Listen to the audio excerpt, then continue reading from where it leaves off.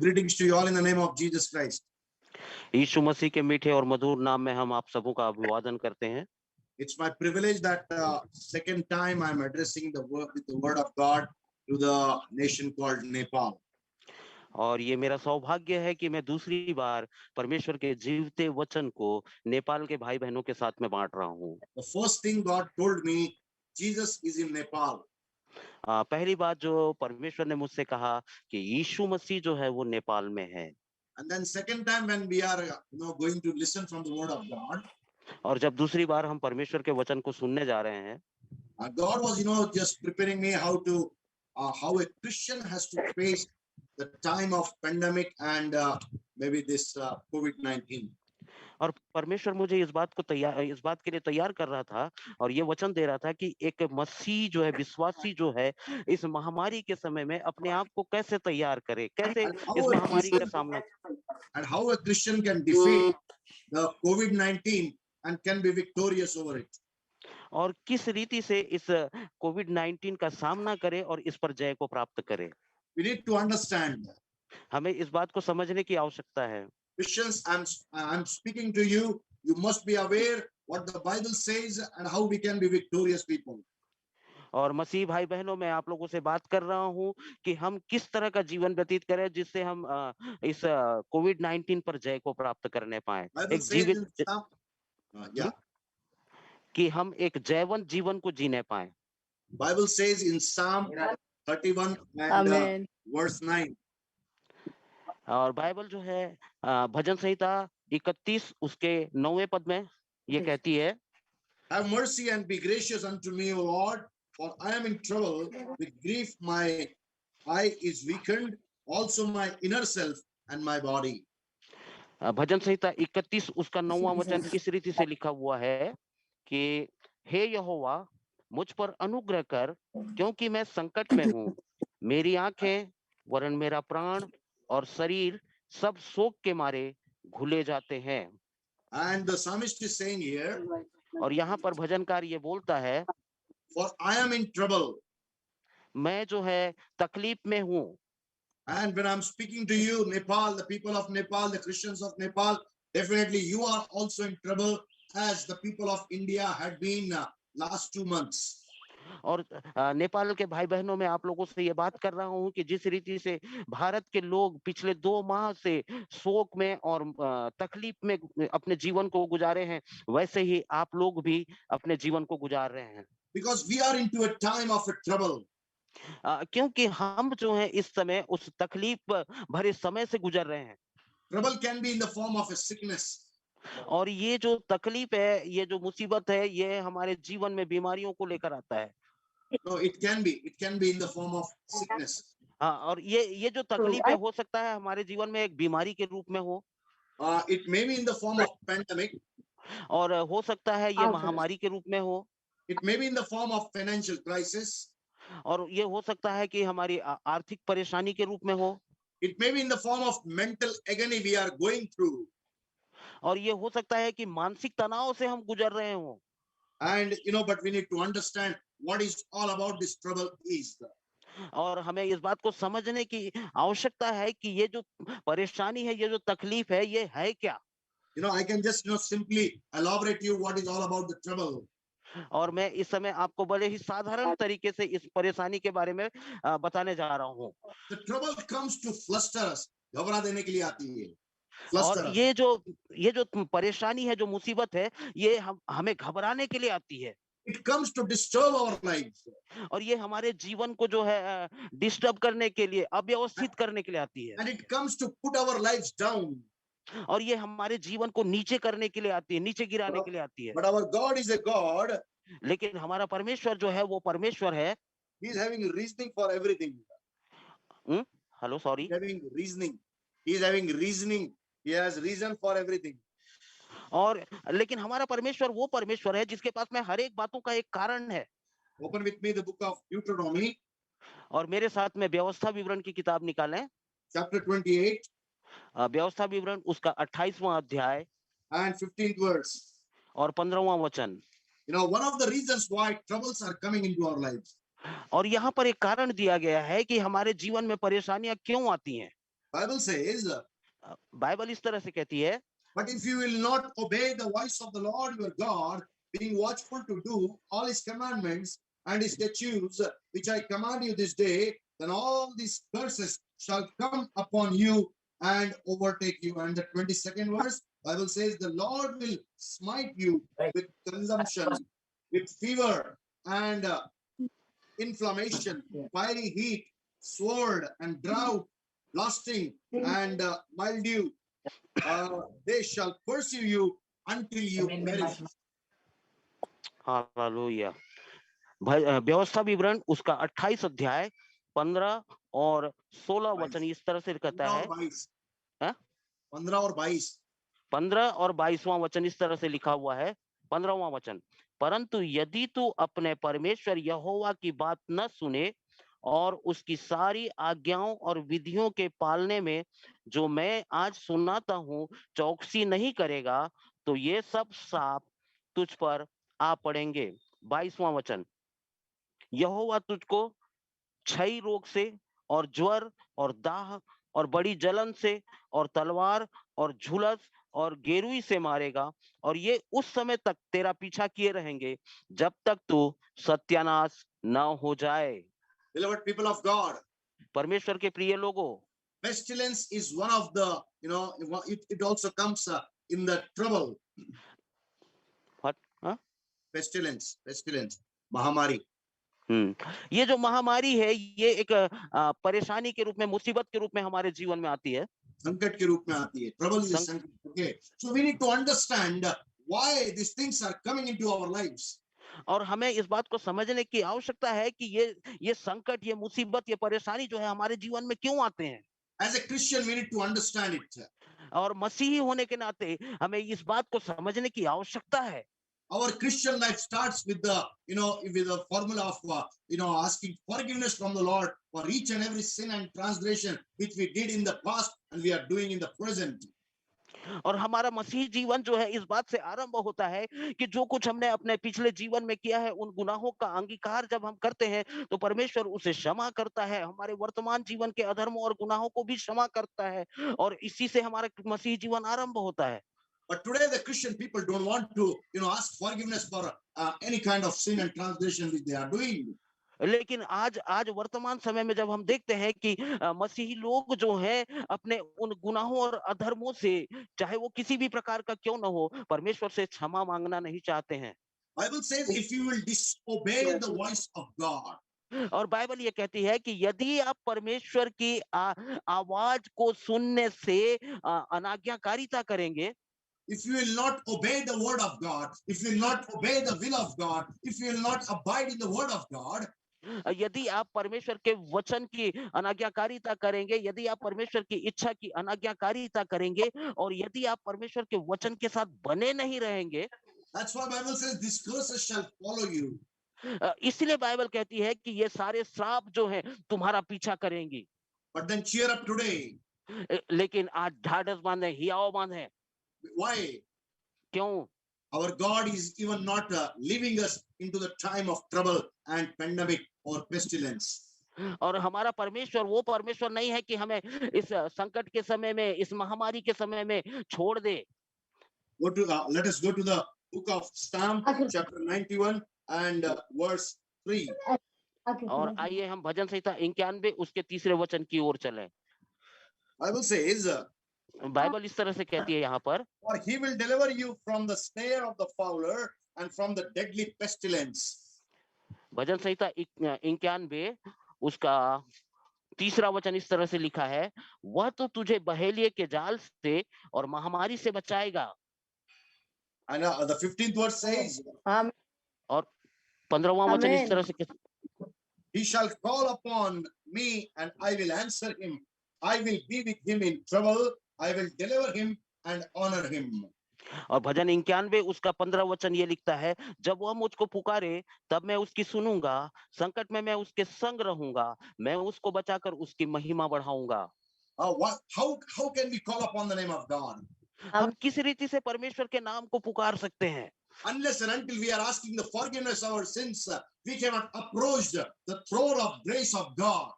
और जब तक हम अपने परमेश्वर से अपने गुनाहों और अधर्मों की माफी नहीं मांग लेते, तब तक हम उसके अनुग्रहकारी सिंहासन के करीब जा भी नहीं पाएंगे। I thank God on the 12th of March, I was also found COVID positive. और मैं परमेश्वर का धन्यवाद करता हूं कि 12 मार्च को मैं भी कोविड पॉजिटिव पाया गया। And that night, I could not sleep. I was talking and speaking with Lord God Almighty. और आपको मैं बताना चाहूंगा कि वो पूरी रात जो है मैं सो नहीं पाया और मैं अपने परमेश्वर से बातें करते रहा। I was asking the Lord. और मैं ये पूछ रहा था, I have been serving you continuously. Why this pandemic has struck my life? और मैं परमेश्वर से इस बात को पूछ रहा था कि प्रभु, मैं लगातार आपकी सेवा करते आ रहा हूँ सॉरी सॉरी, उसके बावजूद भी ये महामारी मेरे जीवन में क्यों आया है। And I was asking the Lord, now the oxygen level is 88%. और मैं परमेश्वर से ये पूछ रहा था कि मेरा जो ऑक्सीजन लेवल है वो 88% है। And I said to the Lord, और मैंने परमेश्वर से कहा, if you want to take me to heaven, now only you can take me up. और मैंने परमेश्वर से ये कहा, परमेश्वर यदि आप मुझे स्वर्ग ले जाना चाहते हैं तो अभी मुझे ले चलिए। I don't want that I should be hanging in the ICU. I should be hanging in the ventilators and in the hospital general wards, and my family members will be in trouble. और मैं ये नहीं चाहता कि मुझे जो है वो आईसीयू में भर्ती कर दिया जाए या फिर वेंटिलेटर का मेरे लिए इस्तेमाल किया जाए या जनरल वार्ड में मुझे शिफ्ट कर दिया जाए और मेरे परिवार के लोग जो है मेरे कारण परेशानी उठाए। At about 3:30 in the morning, और लगभग 3:30 बजे सुबह के समय में God gave my oxygen level back to the normal. और परमेश्वर ने मेरे ऑक्सीजन लेवल को फिर से बढ़ा दिया और सामान्य कर दिया। That what the Bible says. He shall call upon my name. I will hear him and I will take him out of the trouble. और इसीलिए बाइबल हमें कहती है कि जब वो मेरे नाम को पुकारेगा, मैं उसको परेशानी संकट से बाहर निकालूंगा और उसे बचाकर उसको महिमा दूंगा। You know why? क्यों? आप जानते हैं क्यों? The book of Jeremiah chapter 14 and verse 8 says. और यिर्मयाह की किताब उसका 14वां अध्याय और 8वां वचन इस रीति से कहता है, Our God is a hope of Israel. Our God is a hope of Israel. हमारा परमेश्वर जो है वो इस्राएल की आशा है। Now today we are the spiritual Israel. और आज हम जो विश्वासी हैं, हम आत्मिक इस्राएल हैं। Christians, we need to understand. मसीह भाई बहनों, हमें समझने की आवश्यकता है। This pandemic may come and pandemic may go, but the Christians shall stay blessed and healthy because they are the body of Jesus Christ. Hallelujah. महामारी आएगी और जाएगी, लेकिन परमेश्वर के लोग जो हैं, विश्वासी लोग हैं, वे स्वस्थ रहेंगे। Me and my wife and my son were found positive. और पादरी साहब और उनकी पत्नी और उनका बेटा जो है वो कोविड पॉजिटिव पाए गए थे। But God took us out. That's why I'm challenging you this night that the same God who has taken me out from the COVID wants to take out everyone who is in Nepal, who is following Christ Jesus, and God will restore them, back all the health, and he will take them out from this COVID. और वो परमेश्वर जिसने मुझे और मेरे पत्नी और बच्चों को उस कोविड से बाहर निकाला है, वही परमेश्वर नेपाल के उन सारे भाई बहनों को भी उन सारे परेशानियों और संकटों और महामारी से बाहर निकालेगा जो उसकी आज्ञा मानते हैं। Whether you are a pastor, शायद आप एक पास्टर हो सकते हैं, whether you are a believer, शायद आप एक विश्वासी हो सकते हैं, whatever you may be, आप जो कुछ भी हैं, but God is the same God. लेकिन परमेश्वर जो है वही परमेश्वर है। The book of Hebrews chapter 13 and verse 8 says. और इब्रानियों की पत्री उसका 13वां अध्याय का 8वां वचन ये कहता है। Bible says. बाइबल में ये लिखा हुआ है, Jesus Christ is the same yesterday, today and forevermore. और वहां पर इस तरह से लिखा हुआ है कि यीशु मसीह जो है युगानुयुग एक सा है। Always Jesus is the same. हर समय हमारा प्रभु जो है एक सा है। Today when we are into the time of pandemic, even our brethren, they are into different kinds of, hospital. They have been admitted, but the Jesus is same. That same Jesus is visiting their lives in the hospitals, in the house, and he will touch them and he will heal them. Only things they should know is we are going to discuss over here. और आज जबकि हमारे कई बहन जो है वो विभिन्न अस्पतालों में कोविड पॉजिटिव होने के कारण अपना इलाज करा रहे होंगे, लेकिन हमारा यीशु मसीह जो है वो आज भी वैसा का ही है। हमारा यीशु मसीह बेबदल प्रभु है और वो उनके जीवनों में आकर विजिट करेगा, उन्हें चंगाई देगा, छुटकारे को देगा। So everything will start with a process of repentance. लेकिन हर एक बातें जो है पश्चाताप से आरंभ होती है। These days are the last days. Jesus is going to come soon. और ये दिन जो है अंतिम दिन है। यीशु मसीह कब आएगा हमें नहीं मालूम, वो In every जल्दी आने message, वाला है। in every message, I'm touching about the repentance. और मैं अपने हर एक संदेश में ये पश्चाताप को लेकर के थोड़ा ना थोड़ा जरूर संदेश दे रहा हूँ, Because the arrival of Jesus is very soon. क्योंकि यीशु मसीह का आना जो है निकट है। Church need to repent. कलीसिया हमें पश्चाताप करने की आवश्यकता है, When we will repent, और जब हम पश्चाताप करेंगे God shall forgive us. तब परमेश्वर हमें माफ करेगा And we shall be found into the presence of God. और हम परमेश्वर की उपस्थिति में पाए जाएंगे। So now today I want to share the 7 things if we want to come out of the COVID.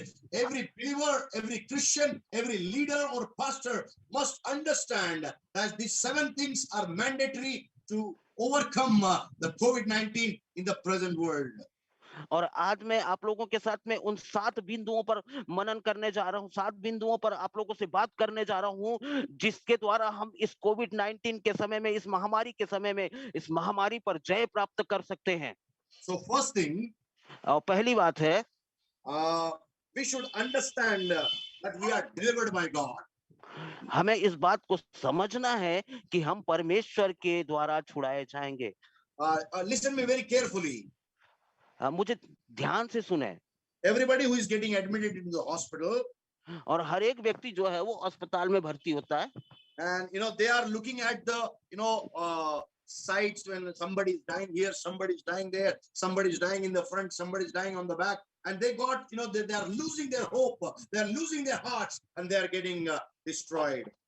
और जब वो लोग देखते हैं, जब वो हॉस्पिटल में एडमिट हो जाते हैं और देखते हैं अपने पड़ोस में, देखते हैं कोई इधर मर रहा है, कोई उधर मर रहा है, कोई आगे की ओर, कोई उस वार्ड में, कोई उनके पीछे, मतलब चारों ओर जब वो लोगों को मरते हुए देखते हैं तो वो अपनी आशा को खो देते हैं और उनका हृदय जो है वो कांपने लगता है, भयभीत होने लगता है। But Christian must understand. लेकिन मसीही लोगों हमें इस बात को समझने की आवश्यकता है। God has delivered us in the past. परमेश्वर ने जैसे हमें पिछले दिनों में छुड़ाया, God is delivering us today. वैसे ही परमेश्वर आज भी हमें छुड़ा रहा है। And God will deliver us tomorrow. और परमेश्वर जो है कल भी हमें छुड़ाएगा। Whether it is a pandemic or any other sickness or any other problem, the God is the same who has delivered us, who is delivering us, and who will deliver us. और चाहे हम महामारी के बीच में हो, चाहे किसी भी प्रकार की परेशानी या संकट के बीच में क्यों ना हो, वो परमेश्वर जिसने हमें पिछले दिनों में छुड़ाया है, आज वो हमको छुड़ा रहा है और कल भी वो परमेश्वर हमें छुड़ाएगा, क्योंकि वो जैसा था वैसा ही है। 2 Corinthians chapter 1 and verse 10. दूसरा कुरिन्थी उसका 10वां अध्याय और पहला वचन। Chapter 1 verse 10. Chapter 1 दूसरा कुरिन्थी उसका पहला अध्याय और 10वां वचन।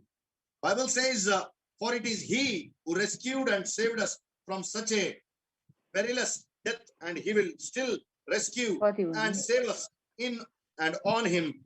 We have set our hope, our joyful and confident expectation that he will again deliver us from danger and destruction and draw us to himself. Okay, दूसरा कुरिन्थी पहला अध्याय 10वां वचन। उसी ने हमें ऐसी बड़ी मृत्यु से बचाया और बचाएगा, और उससे हमारी यह आशा है कि वह आगे को भी बचाता रहेगा। Hallelujah. Hallelujah. God has delivered us from the death. परमेश्वर ने हमें मृत्यु से बचाया है। Oh, the book of Lamentations and chapter 3 and verses 22 and 23 says, his mercy and his kindness is getting renewed every day so that we shall have a life on the face of the earth.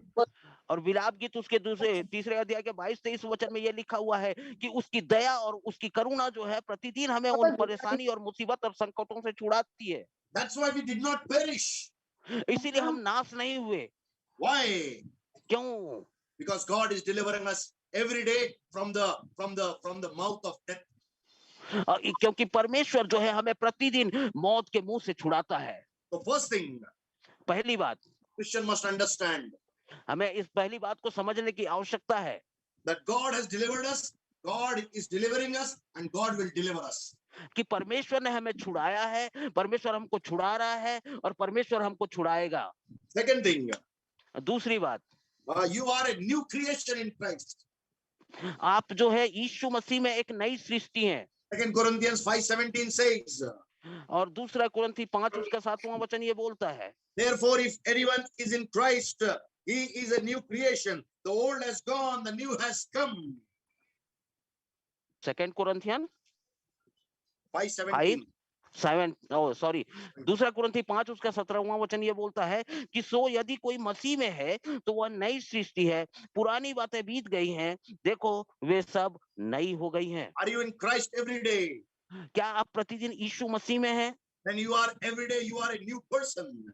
और जब आप प्रतिदिन यीशु मसीह में हैं तो ये जाने कि आप एक नए व्यक्ति हैं प्रतिदिन। And the Bible says the old has gone. और बाइबल ये कहती है कि पुराना जो है वो चला गया। You are living in 2021. और आप इस समय जो है 2021 में जीवन व्यतीत कर रहे हैं।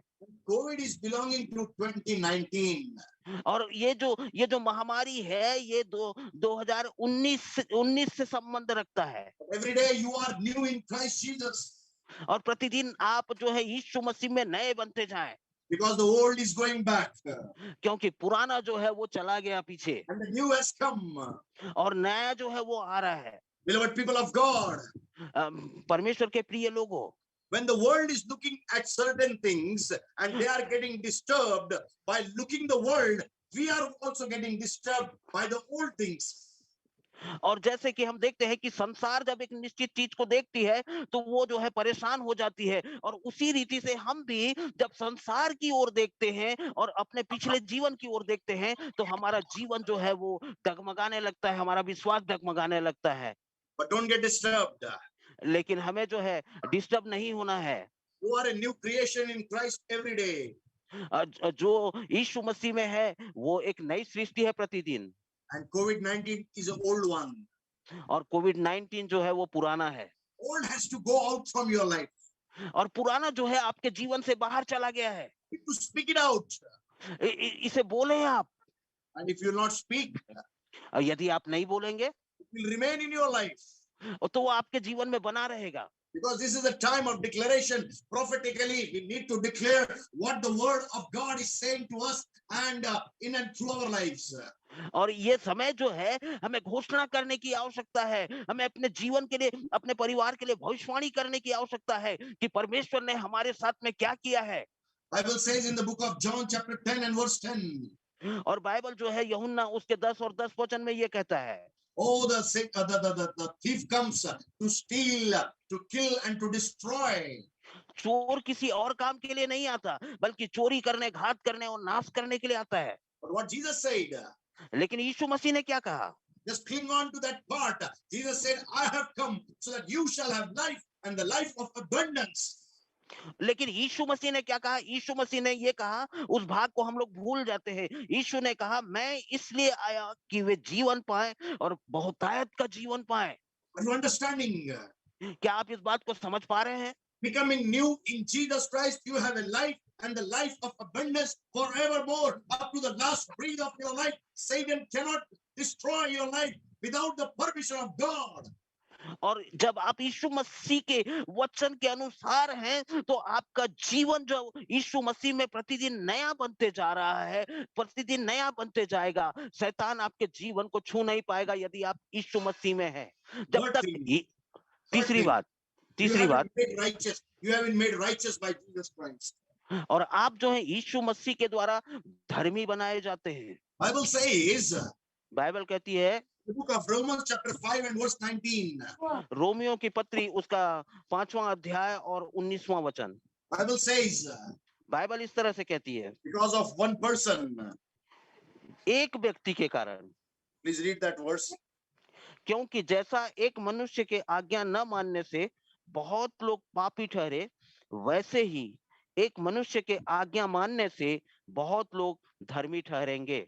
Bible says, for just as by one man's disobedience, failing to hear, heedlessness and carelessness, the many were constituted sinners, so by one man's obedience, the many will be constituted righteous, made acceptable to God, brought into right standing with God. यहाँ Glory पर be इस to God. Hallelujah, यहाँ पे इस रीति से लिखा हुआ है, क्योंकि Oh, जैसा एक मनुष्य के आज्ञा न मानने से बहुत लोग पापी ठहरे, वैसे ही एक मनुष्य के आज्ञा मानने से बहुत लोग धर्मी ठहरेंगे।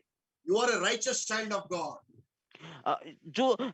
कौन ऐसा है जो परमेश्वर के सामने सिद्ध खड़ा हो सके? No, you are a righteous child of God.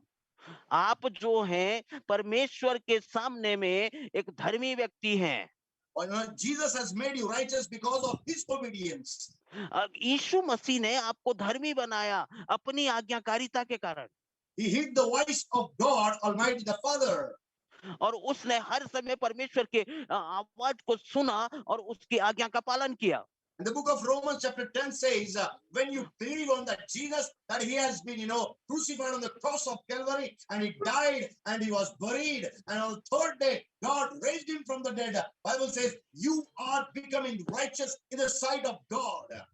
और यह रोमियो की पत्री उसके 10वें अध्याय में बोलता है कि यीशु मसीह ने परमेश्वर की आज्ञा को मानते हुए अपने जीवन को बलिदान कर दिया, और उसने क्रूस पर अपना बलिदान दे करके उस मृत्यु को सहा और तीसरे दिन मृतकों में से जी उठा, ताकि आप परमेश्वर के सामने में धर्मी बने। When you believe that, क्या आप जब आप इस बात पर विश्वास करते हैं, you become a righteous child of God. तो आप परमेश्वर के सामने परमेश्वर के धर्मी बच्चे हैं। Bible says in the book of Proverbs chapter 18 and verse 10. और नीति वचन 18 और उसके 10वें वचन में इस तरह से लिखा हुआ है, The name of the Lord is a strong tower. The consistently righteous man, upright and in right standing with God, runs into it and is safe, high above evil and strong. Hallelujah. नीति वचन 18 उसका 10वां वचन 10वां पद इस रीति से लिखा है, यहोवा का नाम दृढ़ कोट है, धर्मी उसमें भागकर सब दुर्घटनाओं से बचता है। God's name is a strong tower.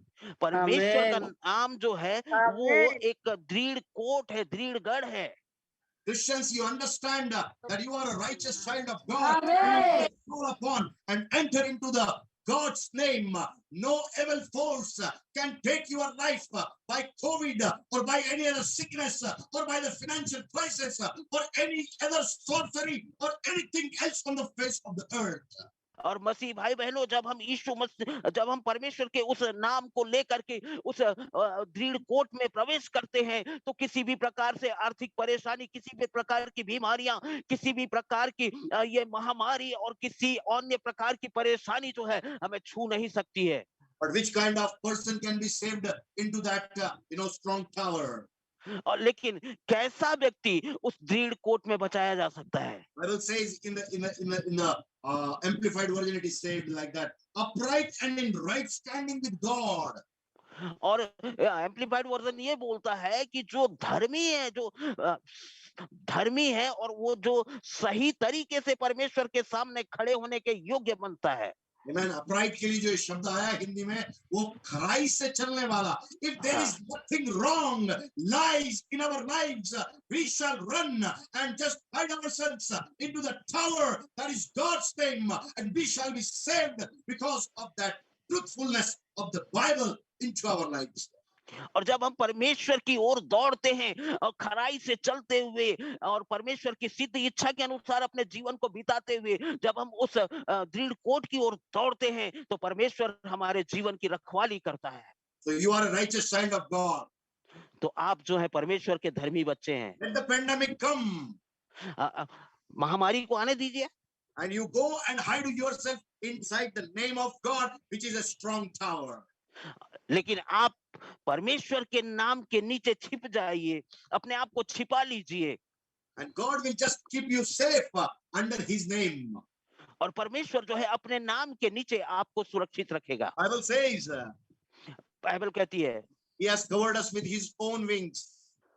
वो हमें अपने खुद के पंखों के नीचे हमें छिपा लेगा। He is a strong tower. वो हमारे लिए दृढ़ कोट है। And you are a righteous child of God, and you have that authority that you shall enter inside the name of God, and you shall be saved from this COVID-19 and any other problem of the world. और आप जो है परमेश्वर के धर्मी बच्चे हैं, इसलिए आप उस दृढ़ कोट में प्रवेश हो जाइए और हर एक परेशानी से, चाहे चाहे वो महामारी हो, आर्थिक परेशानी हो, उससे बच जाएंगे आप। Glory be to God. परमेश्वर को महिमा मिले। Fourth thing, चौथी बात, you are a temple of God. आप परमेश्वर का मंदिर हैं। Bible says in the book of 1 Corinthians, और पहला कुरिन्थियों की पत्री में बाइबल इस रीति से कहती है, chapter 3 and verse 16. पहला कुरिन्थी उसका 3 अध्याय 16वां वचन। Bible says, do you not discern and understand that you, the whole church at Corinth, for your sake, I'm saying, the whole church at Nepal, don't you understand, don't you discern that you are the temple of God? You are God's temple, his sanctuary, and that God's Spirit has his permanent dwelling in you to be at home in you collectively as a church and also individually. Hallelujah. Amen. यहाँ पे इस रीति से लिखा है, क्या तुम नहीं जानते कि तुम परमेश्वर का मंदिर हो और परमेश्वर का आत्मा तुम में वास करता है? यदि कोई परमेश्वर के मंदिर को नाश करेगा तो परमेश्वर उसे नाश करेगा, क्योंकि परमेश्वर का मंदिर पवित्र है और वह तुम हो। So many good, churches, buildings are there. But now beyond that, God wants to let us know we are the temple of God Almighty. His Spirit comes and resides into our lives. और हम इस संसार में बहुत सारे सुंदर सुंदर church भवनों को देखते हैं, बहुत सारे सुंदर बड़े बड़े भवनों को देखते हैं, लेकिन परमेश्वर कहता है कि तुम मेरा मंदिर हो, तुम मेरे पवित्र आत्मा का मंदिर हो। When you know that you are the temple of God, जब आप जानेंगे कि आप परमेश्वर का मंदिर हैं, that means the heaven has come inside that temple. इसका मतलब ये हुआ कि स्वर्ग जो है उस मंदिर के अंदर आता है। God is residing into your lives. और परमेश्वर जो है आपके जीवन में निवास करता है। Bible वो says, अंदर रहता है। Bible says, बाइबल कहती है 2 Samuel 7:27. और दूसरा सामुएल जो है, दूसरा सामुएल 7 उसके 27वें वचन में इस रीति से Bible लिखा says, हुआ है, I will make you a house. मैं तुमको एक घर बनाऊंगा। Oh, why he want to make you a house? वो क्यों घर बनाना चाहता है? God want to stay into your lives. परमेश्वर आपके साथ में रहना चाहता है, वास करना चाहता है। Because Bible says, क्योंकि बाइबल कहती है, the book of Psalm chapter 11 and verse 4. और भजन संहिता 11 उसके 4थे वचन में लिखा हुआ है, Oh, God is residing into his own house. परमेश्वर अपने स्वयं के घर को बनाएगा। Are you परमेश्वर अपने understanding पवित्र me? भवन में है, परमेश्वर का सिंहासन स्वर्ग में है, उसकी आंखें मनुष्य की संतान को नित देखती रहती है और उसकी पलकें उसको जांचती हैं। So God wants परमेश्वर to अपने stay. पवित्र भवन में है। Oh, God wants to stay into his house, and that is you and me. और परमेश्वर अपने भवन में रहना चाहता है, वास करना चाहता है, जो आप और मैं हैं। And Bible says in the 2 Corinthians chapter 3 and verses 16 to 18. और बाइबल जो है वो दूसरा कुरिन्थी उसके 3 अध्याय के 16 वचन से लेकर के 18वें वचन में इस रीति से कहता है, God is a spirit. परमेश्वर जो है वो आत्मा है। And wherever the spirit of God, there is a liberty. और जहां कहीं परमेश्वर का आत्मा है, वहां पर छुटकारा है। Are you understanding me? क्या आप मुझको समझने पा रहे हैं? You are a temple of God. जो परमेश्वर का मंदिर है, God is residing in your life. और परमेश्वर उसके जीवन में वास करता है। And whenever God is residing, there is a liberty. There cannot be COVID-19, but there shall be staying the healing of God, power of God, anointing of God, gifts of the Holy Spirit. They shall come and dwell in that house in the name of Jesus Christ.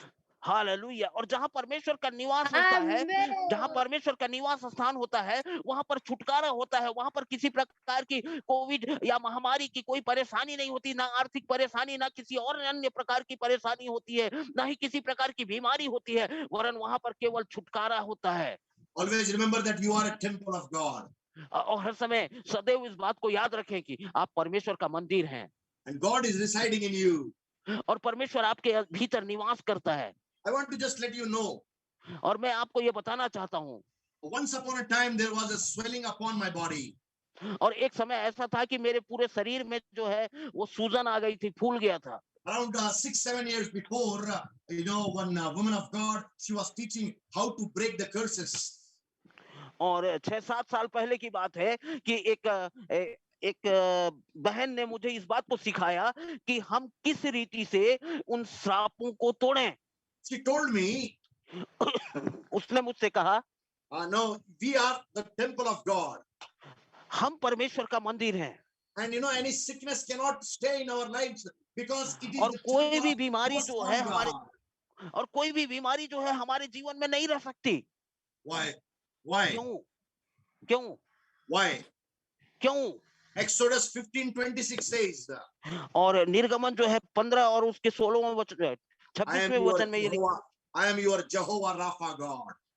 Exodus 26:15, निर्गमन 15 का 26, 26, निर्गमन 26:15 में इस रीति से लिखा है, 15 का 26, 26 का 15 नहीं, 15 का 26.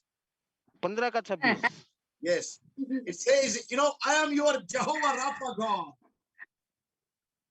यहाँ पे इस रीति से लिखा हुआ है कि यदि तू अपने परमेश्वर यहोवा का वचन तन मन से सुने और जो उसकी दृष्टि में ठीक है वही करे और उसकी आज्ञाओं पर कान लगाए और उसकी सब विधियों को माने, तो जितने रोग मैंने मिस्रियों पर भेजा है उनमें से एक भी तुझ पर न भेजूंगा, क्योंकि मैं तुम्हारा चंगा करने वाला परमेश्वर हूँ। The Hebrew Bible says, I am your Jehovah God. That is your God who is staying in your lives.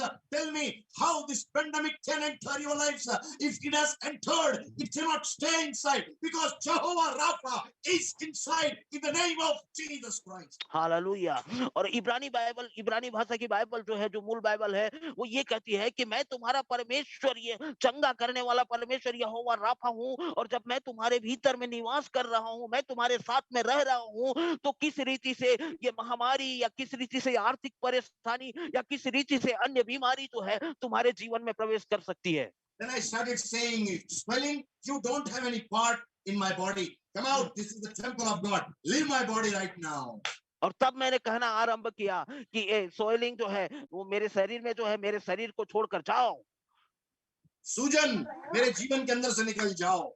यीशु के नाम से सूजन जो शरीर पे आती है, सूजन यीशु के नाम से छोड़ो, कि तुमको यहाँ से निकलना पड़ेगा यीशु के नाम से, क्योंकि मेरा शरीर यीशु का मंदिर है, मेरा शरीर परमेश्वर का मंदिर है, मेरा शरीर पवित्र आत्मा का मंदिर है। And Bible says in 1 Corinthians 6 and chapter and verses 19 and 20, if somebody will destroy this temple, God will destroy that particular thing in Jesus' name. Hallelujah. और जब मैं ये कहने लगा कि सूजन तुम मेरे शरीर को छोड़ करके जाओ, मेरे जीवन को छोड़ करके जाओ, और परमेश्वर का आत्मा, जैसे परमेश्वर का वचन लिखा हुआ है 1 कुरिन्थी 6 उसके 18-19 में 19 पद में, क्या तुम नहीं जानते कि तुम्हारी देह पवित्र आत्मा का मंदिर है जो तुम में बसा हुआ है और तुम्हें परमेश्वर की ओर से मिला है, और तुम अपने नहीं हो क्योंकि दाम देकर मोल लिए गए हो, इसलिए अपनी देह के द्वारा परमेश्वर की महिमा करो। Bible says, बाइबल ये कहती है, somebody who will destroy this temple, यदि कोई इस मंदिर को नष्ट करेगा, God will destroy him. परमेश्वर उसको नाश करेगा। Say to the pandemic, say to the COVID-19, if you want to destroy my life, God will destroy you in Jesus' name. और इस महामारी से, इस पेंडेमिक से कहे, इस महामारी से कहे, कोविड-19 से कहे, यदि तू मेरे जीवन को नष्ट करने की कोशिश करेगा तो मेरा परमेश्वर तुझको नष्ट करेगा। Fifth thing you need to understand. पांचवी बात जो आपको समझने की जरूरत है, You have the highest power in the name of Jesus Christ. आपके पास में यीशु मसीह के नाम से अधिकार है। And Bible says in the book of John chapter 14 verses 12 to 14, we don't have time now. Please you can read one after this session only. यूहन्ना रचित सुसमाचार उसके 14 अध्याय में 12 से 14 बाद में आप 12 से पढ़िएगा, अभी मत पढ़िएगा. We are actually running short of time.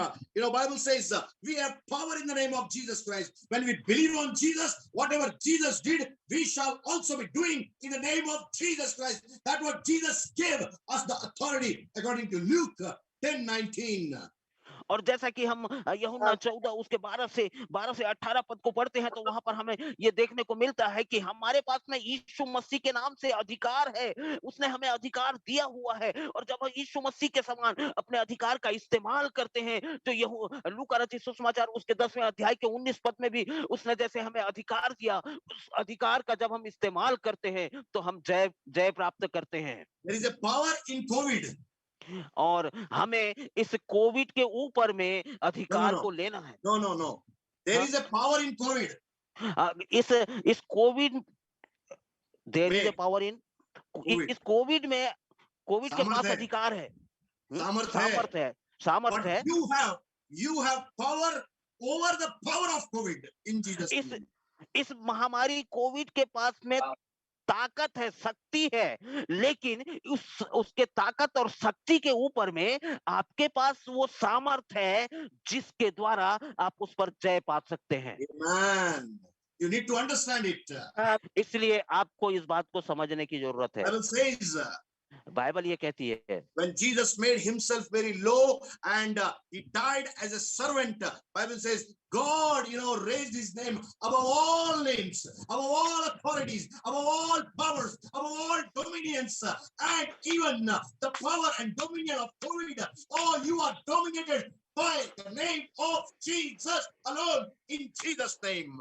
Hallelujah, hallelujah. Bible हमें ये बताती है कि जब यीशु मसीह ने अपने आप को नम्र और दीन किया,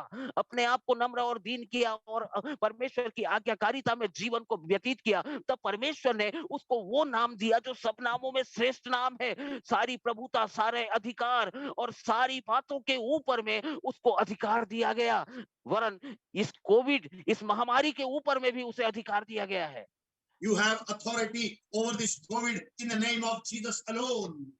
और आपके पास में इस कोविड के ऊपर में, इस महामारी के ऊपर में अधिकार है केवल यीशु मसीह के नाम के द्वारा। Every day I am praying for the people. They are coming, out of their ICUs, out of their beds, and they are living a healthy life because of the name of Jesus, because he had 39 stripes on his back. That's why COVID patients are getting healed in Jesus' name alone.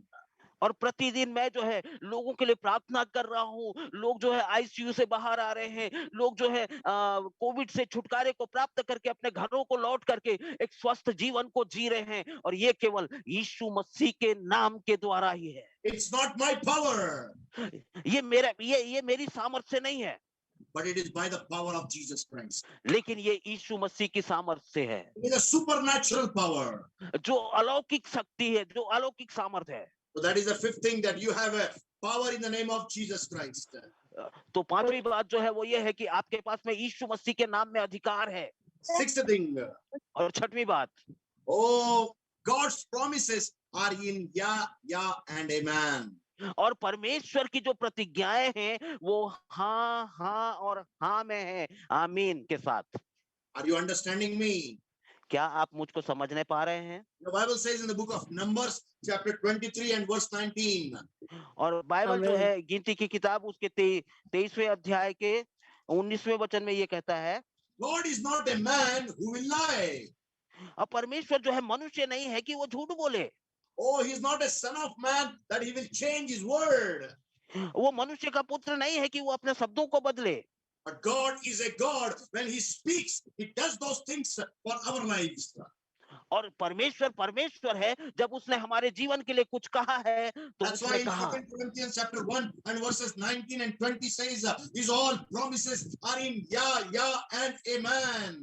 इसलिए दूसरा कुरिन्थी उसके पहले अध्याय के 19वें वचन में ये कहता है कि उसकी जो प्रतिज्ञाएं हैं वो हाँ और आमीन के साथ में पूरी होती हैं। Numbers 23 says, और 23वां वचन ये कहता है, 23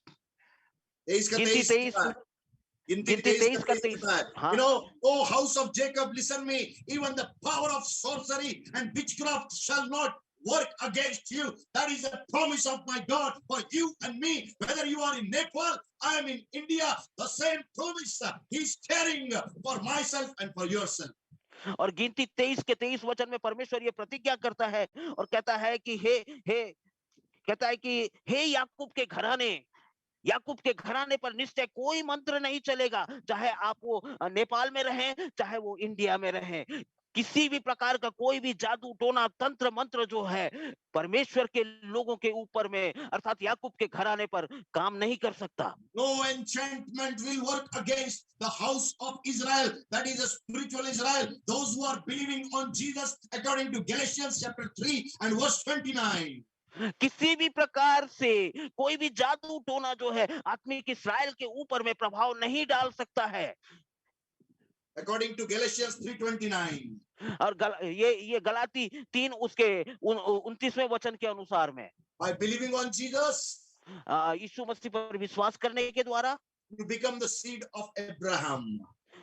आप यीशु मसीह पर विश्वास करने के द्वारा अब्राहम के एक बीज के समान हैं। जब अब्राहम की संतान हो गए हैं और अब्राहम की संतान बन गए हैं। Understanding who are you? इसलिए समझें, इस बात को जाने कि आप कौन हैं। Whatever God has promised to Israel, it is your promise too, in Jesus' name, in and through Jesus Christ.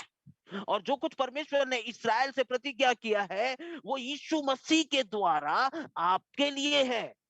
And last thing I want to speak and conclude. और अंतिम बात बोलकर मैं इस सभा को समाप्त करूंगा। Your faith will make you victorious over your COVID. और आपका विश्वास जो है वो आपको इस महामारी के ऊपर में जय दिलाता है। Are you understanding me?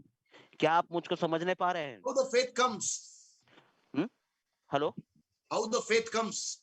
विश्वास कैसे आता है? By hearing the word of God. परमेश्वर के वचन को सुनने के द्वारा। When somebody is in a time of, he's a patient of COVID. और जब कोई जो है कोविड पेशेंट हो करके समय को व्यतीत कर रहा है, कोविड पॉजिटिव हो करके। I'm sorry for the doctors who are with us here. There are people who are doctors here, medical doctors. हम जो मेडिकल डॉक्टर्स हैं उनसे माफी चाहते हैं जो इस समय हमारे साथ में है online. Because I'm going to say something beyond medical science. और मैं इस समय में मेडिकल साइंस के बारे में कुछ बोलने जा रहा हूँ। If medical science says no, this patient cannot, live. और जब मेडिकल साइंस ये कहता है कि ये जो रोगी है ये अब नहीं बचेगा। If the patient is having faith on Jesus, he shall be victorious over that death and he shall come back to life in Jesus' name. Hallelujah. यदि उस रोगी के पास में यीशु मसीह पर विश्वास है तो वो मृत्यु में से बाहर आकर के नए जीवन को प्राप्त करेगा और अपने जीवन को जिएगा, एक जयवंत जीवन को जिएगा। I would share this testimony and conclude.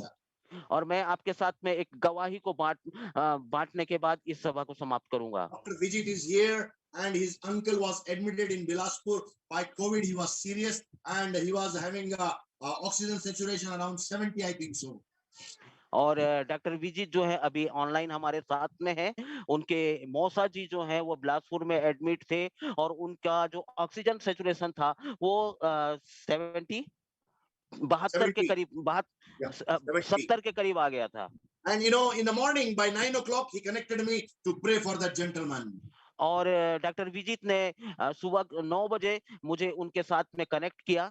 He is more than 60 years. और वो जो है 60 साल से ऊपर के हैं। And in the morning by 9:30, around 9:30 we prayed for him. और सुबह के समय करीब 9:30 बजे मैं उनके लिए प्रार्थना करने लगा। And uncle was saying, pastor, this doctor has said after some time take this man's dead body and go away from here. उन्होंने मुझसे कहा कि पासवान डॉक्टरों ने कहा है कि कुछ समय के बाद जो है इनके शरीर को आप यहाँ से बाहर ले जाइएगा।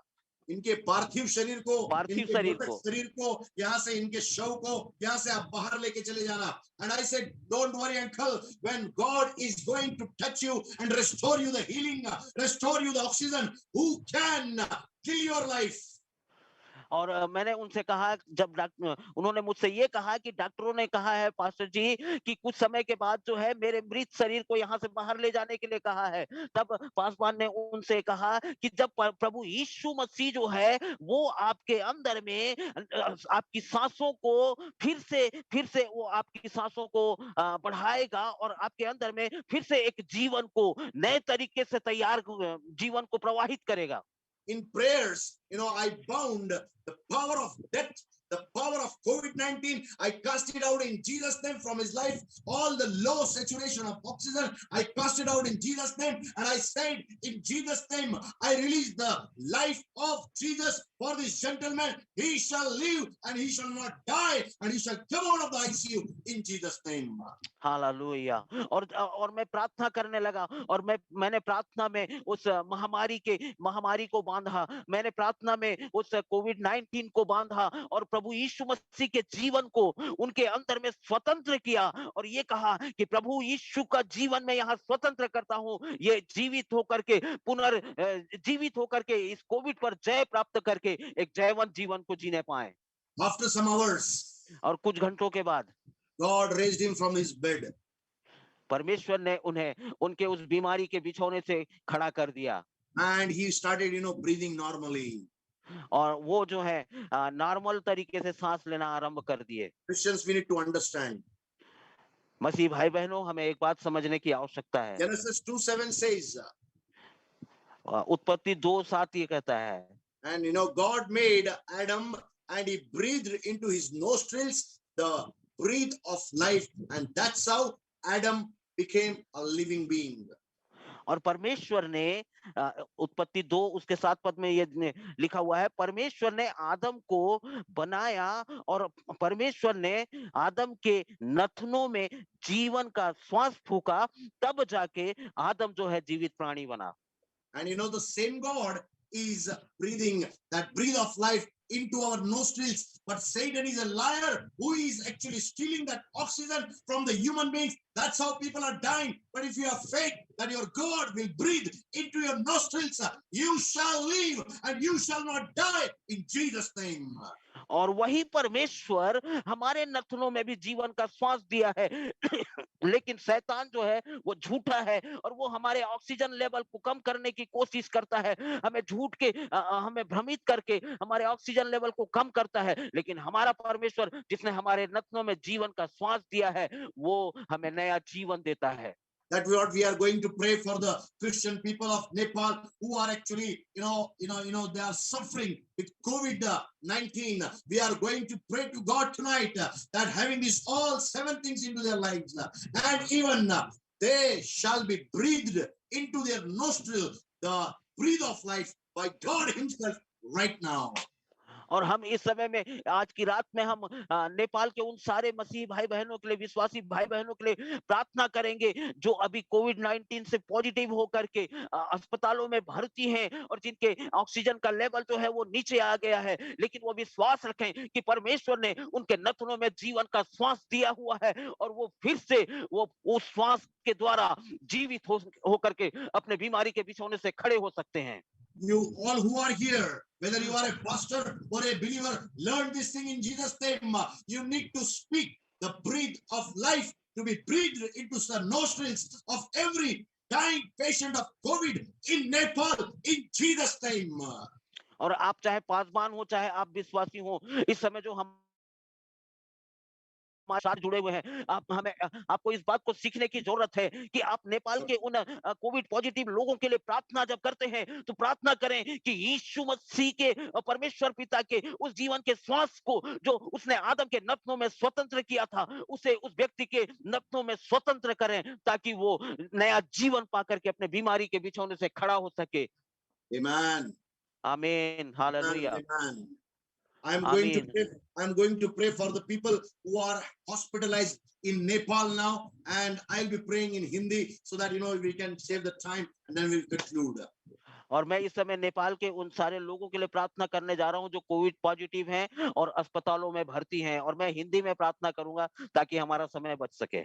Whether they are Christians or they are Gentiles, चाहे वो मसीही विश्वासी हो चाहे वो अन्य जाति हो, God will save them.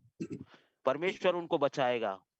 If you will speak the breath of life into their nostrils from God, God has to breathe it, and they shall be saved, and they shall not die.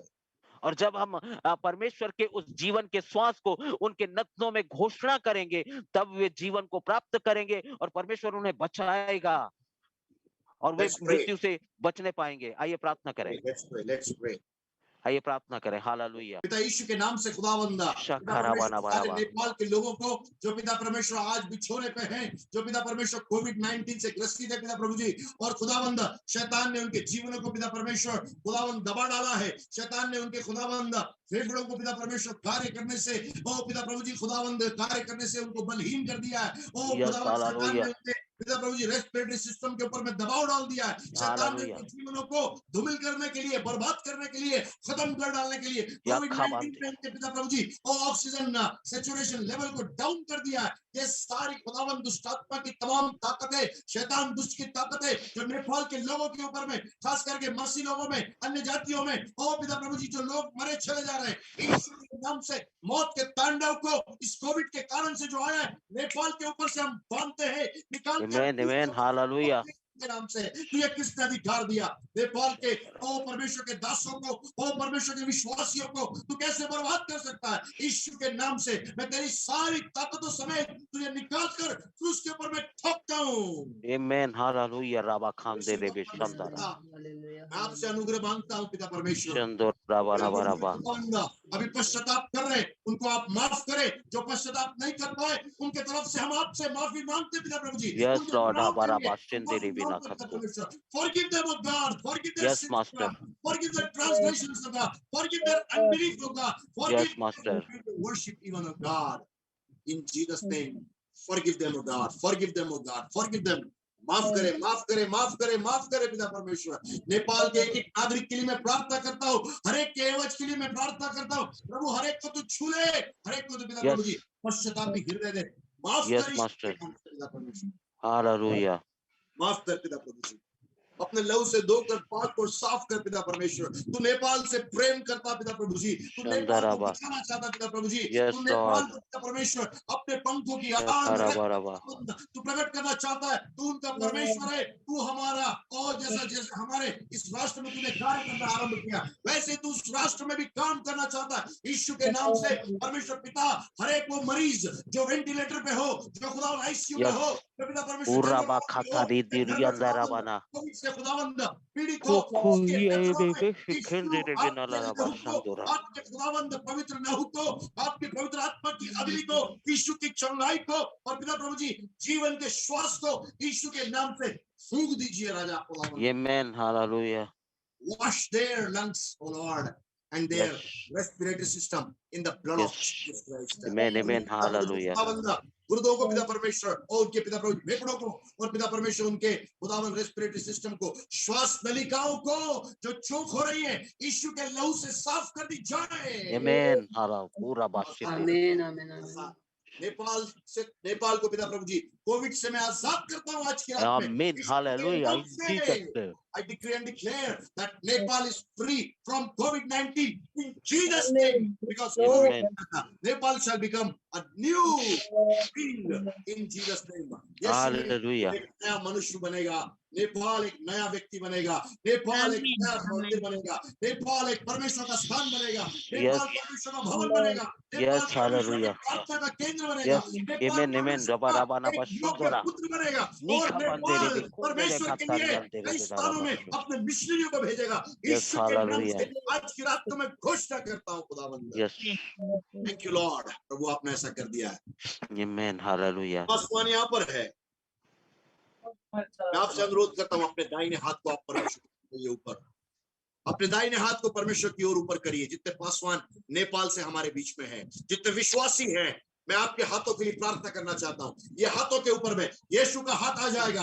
आप जिसको स्पर्श करेंगे, लोग Covid वालों को स्पर्श नहीं कर रहे, परंतु जब आप लोगों को स्पर्श करेंगे, प्रार्थना करेंगे, उनके अंदर से कोविड चला जाएगा, परंतु वो कोविड आप में नहीं आएगा। यीशु के नाम से, यीशु के नाम से, यीशु के नाम से, यीशु के नाम से हाथों को ऊपर करें, दाहिने हाथ को ऊपर करें। इनके हाथों को छू ले, touch their hands right now. Oh Lord, touch their hands. Cover in the blood of Jesus Yes, Christ. in the name of Jesus. इसके ऊपर में ये हाथ रखा जाए। तूने कहा Shandara प्रभु जी, जो विश्वास करने वाले होंगे उनके ये चिन्ह होंगे, वे बीमारों पर हाथ रखेंगे और वे चंगे हो जाएंगे, क्योंकि उनके हाथ के पहले यीशु का हाथ उनके पास में जाएगा। Amen. Hallelujah. I bless these hands in the name of Jesus Christ. इन हाथों को यीशु के नाम से मैं आशीर्वाद कराता हूँ। Amen. Hallelujah. चंगा करने वाला हाथ यीशु मसीह का इनके साथ रहने के लिए मैं घोषणा करता हूँ। आ जाए, हर एक के ऊपर जो रखा जाए, यीशु के नाम से आजादी पाने पाए।